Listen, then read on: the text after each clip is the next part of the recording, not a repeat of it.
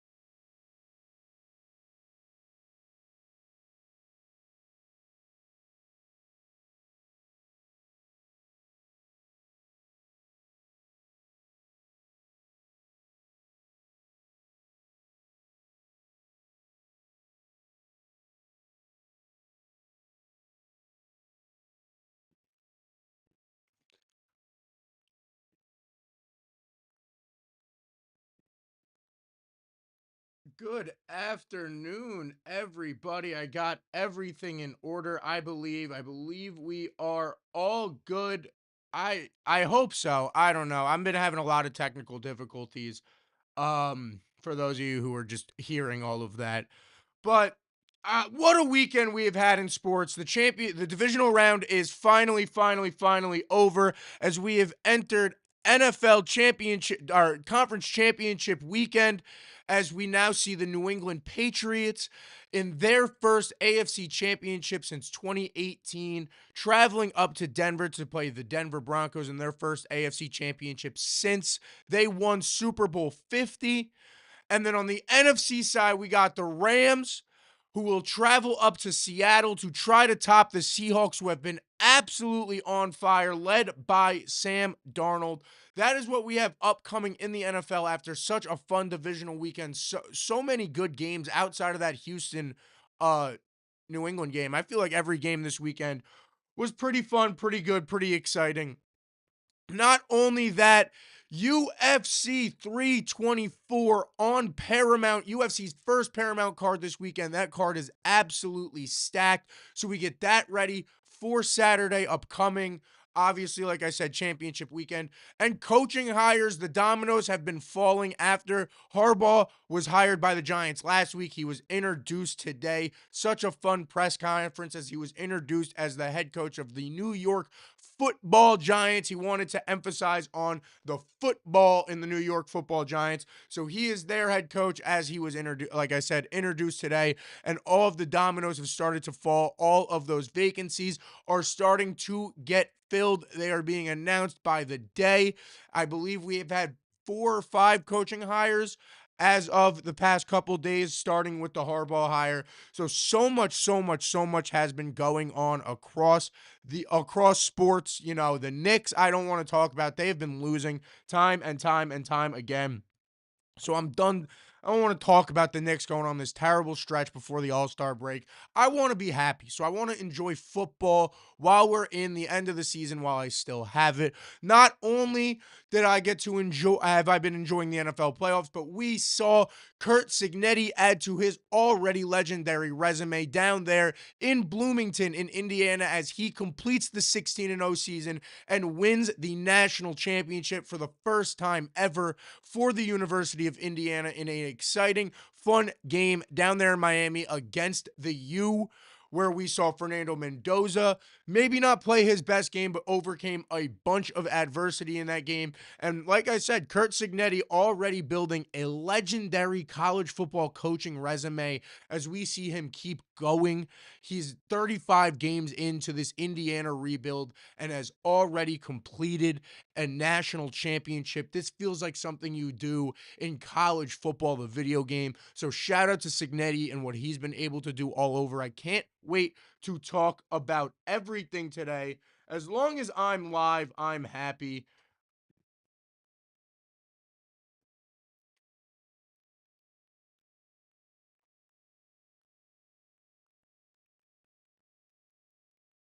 I hope I am. I hope you guys are enjoying the show. I don't know. Like I've said, I've been having insane Wi-Fi problems, so those seem to be something I need to really address and fix. And I'm sorry to you guys as the viewers that it's something you guys have to put up with week after week, and I apologize for that. But I still like to sit here and talk about sports because it's what I love.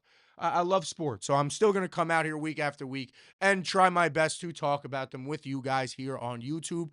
But getting into that, I want to start with talking about this upcoming weekend, this Saturday with UFC 324, headlined by Justin Gaethje versus Paddy the Baddy Pimblett for the interim lightweight title. We have Sean O'Malley on the card. We have Derek Lewis on the card. We have Rose Namajunas on the card. Arnold Allen, Umar Nurmagomedov. This card is absolutely stacked, even with the removal of the Amanda Nunes versus Kayla Harrison fight due to a neck injury suffered by Kayla Harrison in camp about a week ago. So that fight was sadly removed for the card. Um, I mean, a lot of people on the internet were talking about Amanda Serrano, the boxer, maybe signing a one fight contract with Dana White for this opportunity. She really wanted for it. She was vying for it on social media, but it does not seem that's going to happen. It seems the fight has been officially removed from the fight card this weekend of UFC 324, the debut, like I said, on Paramount Plus. But I'm still excited for this, man.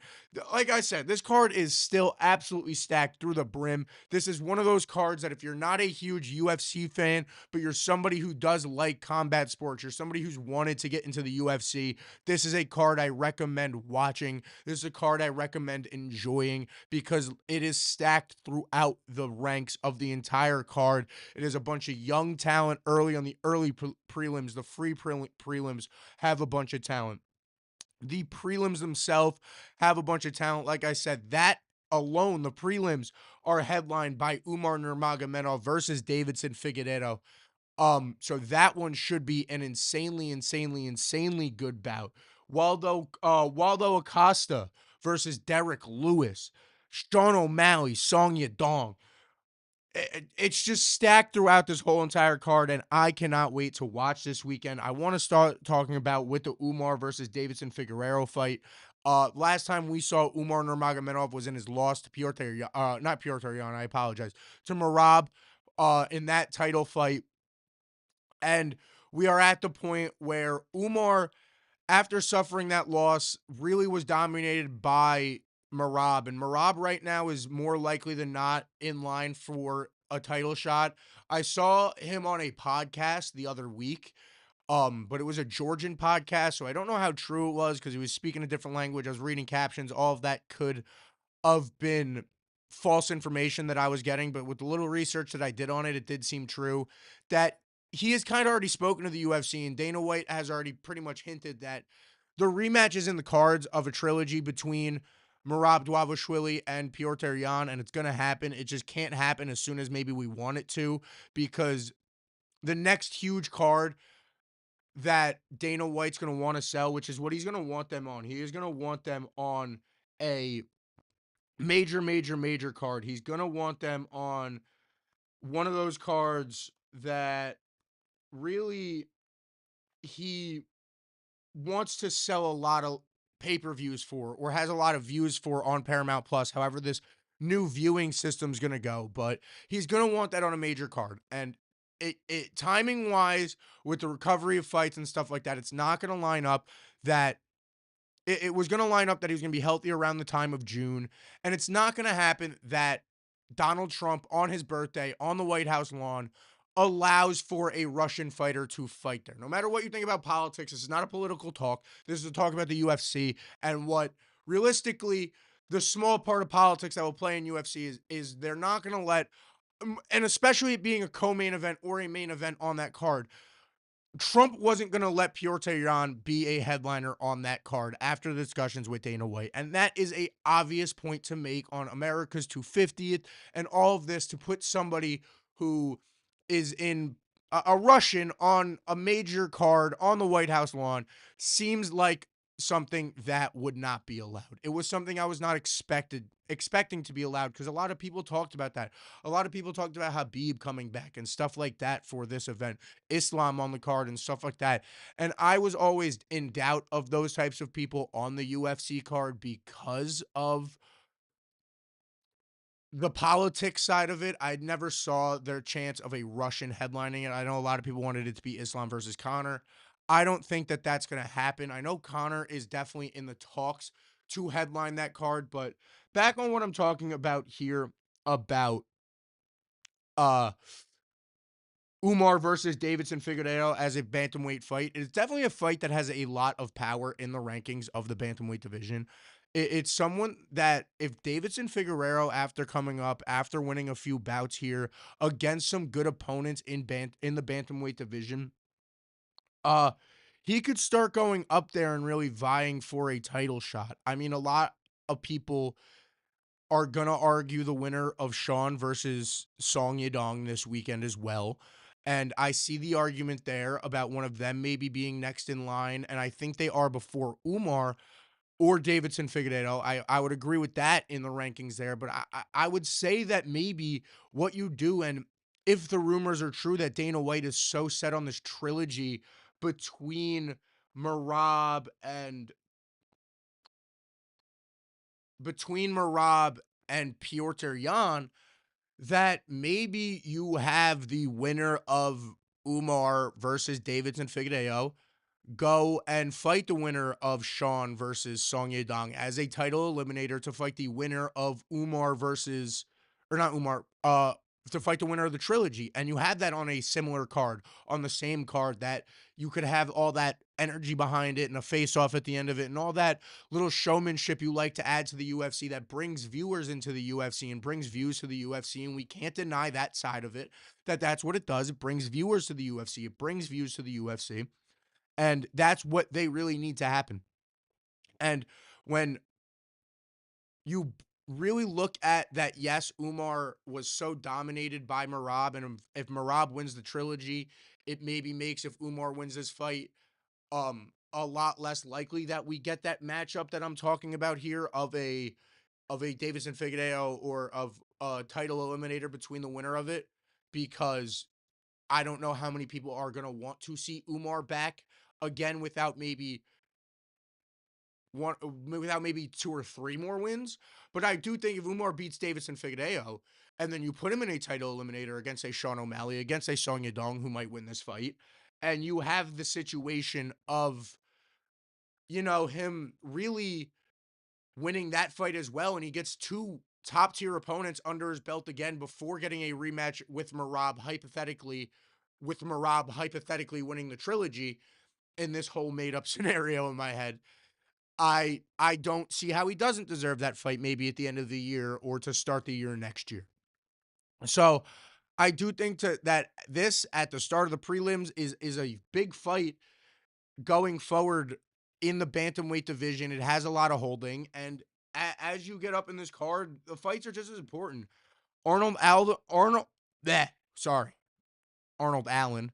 Yeah, I had to have the double A on me, but Arnold Allen versus Gene Silva is a big one for the featherweight division. I'm not as tapped into the featherweight division as I should be. It's just not that deep of a division. But Arnold Allen has been putting together a lot of wins over the past year or two. And he's been getting pretty close to that title shot. Gene Silva has come on the scene, had gone on a little bit of a win streak, if I remember correctly. And so this one is another one that these are two dudes who are building their way up the rankings and are getting close to title shots. Rose Namajunas, a former champion, obviously has so much holding in her fight against Natalia Silva, who again is somebody who has put a lot of wins together recently, and in the women's flyweight division, a division that has been suffering for so long. Honestly, when you look at the whole span of what's been going on in the women's UFC, it's kind of been the champions and everyone else for the past 2 to 3 years in women's UFC, and that's no discredit to the women who are in those divisions as much as it is accredited to the legendary champions that we have seen in the women's divisions in the UFC with Amanda Nunes, with, you know, and then her dominating that division so long with a Valentina Shevchenko who's been dominating across all divisions for so long, with a Zhang Wei Li who at strawweight has done absolutely amazing things and maybe hasn't done the best thing at flyweight, but we look at someone like a Rose Namajunas, who's been the former champion at strawweight, comes up to flyweight, hasn't been doing so great recently, but really wants to get back in that title picture. And it's someone who a lot of people could find interesting for her to fight a Valentina Shevchenko in the way that Rose Namajunas likes a fight like that. But when it comes to that whole discussion, I don't think Rose off of a win versus Natalia Silva is quite ready for a title shot. And then after that, the Waldo Cortez Acosta fight, Derek Lewis is just those are two heavyweights who are gonna bang, man. They are gonna stand there and they are gonna trade punches back and forth consistently.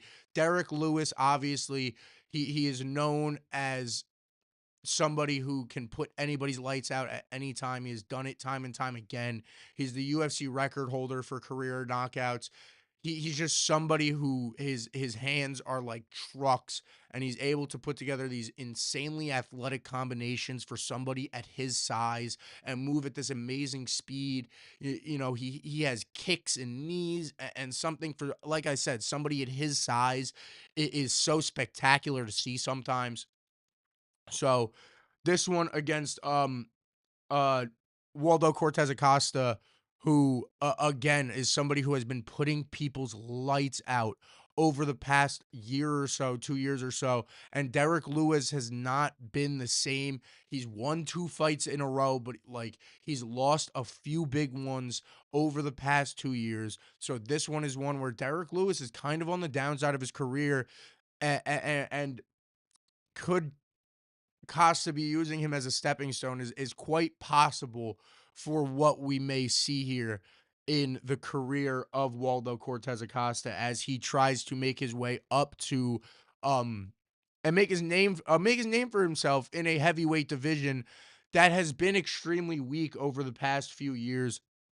And then now what is the co-main event that got bumped up is Sean O'Malley versus Song Yadong. Many feel that, you know, if Sean wins this fight, they can squeeze him into a rematch against Piotr Yan before he fights Marab again. Again, I don't see that being at the White House as much as that you have a better chance at that because instead of it being a Georgian versus a Russian, two people from that area of the world, you have the American star and Sean O'Malley, um, who is 1-0 against the Russian Pyotr Yan, having a chance to do it again. So you have a chance of that maybe being on the White House card, but I still doubt it because of the nationality of Yan. but I do think that there is a chance that if Sean O'Malley wins this fight, that there's a very good chance that at some point this year we possibly see him get that title shot against Piotr Jan. Now, that is where I think this fight becomes very interesting. That if they lead this up to a title eliminator against the winner of Umar versus Davidson Figueiredo, like I was talking about earlier, um, or Figueroa. I can't pronounce his last name. I always add like a weird accent to it, like I'm cool, but it's just because I can't pronounce his name correctly. But back to what I was saying about this Sean fight. If it leads up to a a title eliminator versus Davidson or Umar Nurmagomedov, I do feel that if that is on the same night as a Merab Piotr Jan rematch, a trilogy between them, and Merab gets the win over Piotr Jan in that trilogy, that we lose. It makes it a little bit more difficult of the chance of Sean getting back in that octagon for a title shot while Merab is still the champion. Without Merab maybe running through a few more people who might deserve a shot first at that point because of Merab being 2-0 against Sean O'Malley. But it's good to see Sugar back in the octagon in his fight against Song Yadong here as the co-main event. In a fight that is very, very important. Like I said, two entertaining fighters. Yadong trying to really move forward, but it's something that we're really trying to get going here. And it's a really, really, really exciting fight. As my video froze. Maybe I'm back. I don't know. Like I said, we got to fix some things here. We're not high quality yet. Honestly, I get more views than I think I should get sometimes. Sometimes this show's really kind of terrible, but hey, it is what it is. I have fun. All right? We have fun here. We have fun here is the whole point, right? But yeah. And then the card ends, main event for the interim lightweight title as Ilya was stripped because of his time away and this and that. And now going up in weight, obviously, planning to go up in weight. We get to see Justin Gaethje versus Paddy Pimblett for the interim strap. Paddy the Baddy finally getting a chance. I feel maybe a fight or two a little early, but it is for an interim belt. It is not for actual title gold. And I mean, I think this one should be a good one. Two guys who Gaethje is a veteran, someone who's been in the UFC for so long, has obviously won gold before, has been a champion before, has been an interim champion before, has fought some of the greatest fighters of all time, has been a part of some of the greatest fights ever seen, both winning and losing them. He's an all around fighter as much as Paddy the Baddy is, and he's this young and upcomer who I think has a fair chance to beat Gaethje. Don't get me wrong. I think this one is definitely one that we should keep our eye on for maybe Paddy really taking his next step in this fight if he's trained correctly for Justin Gaethje. But Justin Gaethje, I think because of the hype on social media and the up and comingness of Paddy Pimblett, I think Justin Gaethje's actually getting written off a little bit in this fight, and I think that a lot of people should sit there and think about Justin Gaethje and how he's been consistently over the past 10 years at the top of this division and been a BMF title holder. He's been an interim title holder. He's held actual UFC gold. He knows what it takes to win a 5-round UFC fight. Yes, Paddy Pimblett has gotten some insanely big wins in his career and because of his popularity has shot through the rankings in the UFC. But I don't think he's quite ready yet for the stage of a championship. I think he is still at that bubble range where he's going to sit at rank 4 to 6 for in the next fight or two before he really learns what it takes to win a championship. And I do think this fight against Gaethje is going to help whether winning or losing, but I think he might struggle and this might be one of the uh one of a performance out of Paddy Pimblett that we might see him not really thrive as much as we've seen him do before, time and time again, getting first round finishes and getting so much done, time and time and time again. But I believe my video might still be frozen. I don't know how to fix that, man. But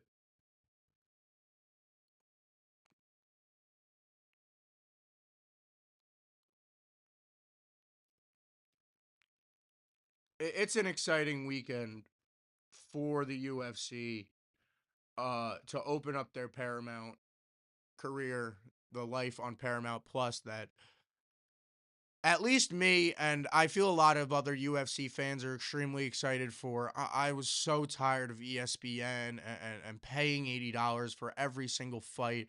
Some of these fights that were clearly not worth the money.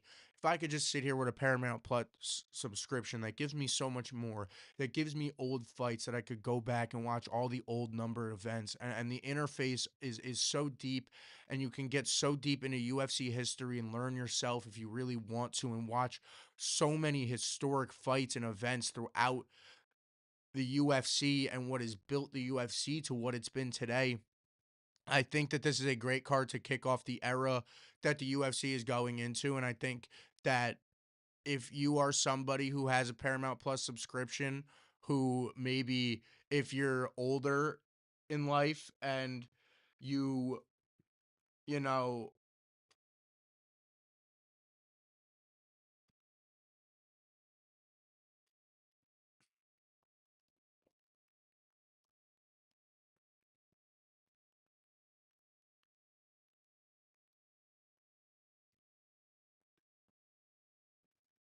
um, I apologize. I'm trying to also fix the choppiness for you guys on YouTube here.